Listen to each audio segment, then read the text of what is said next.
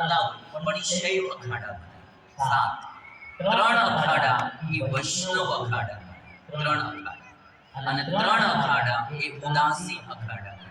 આવી રીતે 13 અખાડાઓ અને આ કુંભનો મેળો. ગ્રહસ્થો જતા હોય તો લગભગ સ્નાન કરીને આવી જતા.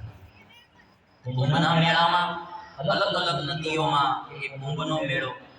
ગુરુ ગ્રહ છે ને, ગુરુ ગ્રહ એને એક રાશિમાંથી બીજી રાશિમાં જવામાં 1 વર્ષ લાગે. 12 રાશિ આવે, 12 રાશિ તો મકર રાશિ, કુંભ રાશિ, આ 12 રાશિ જે આવે.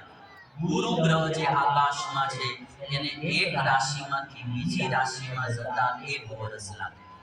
એટલે 12 રાશિનું ચક્ર ફરીને ગુરુ ગ્રહ પાછો એની રાશિમાં આવે ત્યારે 12 વર્ષ લાગી જાય. કેટલા? 12 વર્ષ.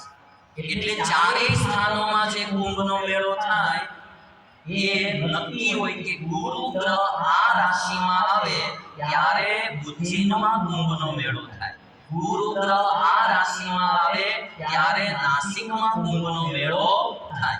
ગુરુ અને સૂર્ય આ બંનેની મિલાવટ હોય કે આ ગુરુ આ સ્થાન રાશિમાં હોય, સૂર્ય આ રાશિમાં હોય ત્યારે પ્રયાગમાં કુંભનો મેળો થાય. એટલે જે રાશિ ગુરુ ગ્રહની નક્કી થઈ છે એ રાશિમાં ગુરુ ગ્રહને આવતા 12 વર્ષ લાગે. એટલે 12 વર્ષે કુંભનો મેળો. 12 વર્ષે શું કરવા થાય ને કે ભાઈ 12 વર્ષે શું કરવા? આ તમને કદાચ ખ્યાલ ન હોય એટલે મેં આજે તમને કુંભની બી શોર્ટમાં જાણકારી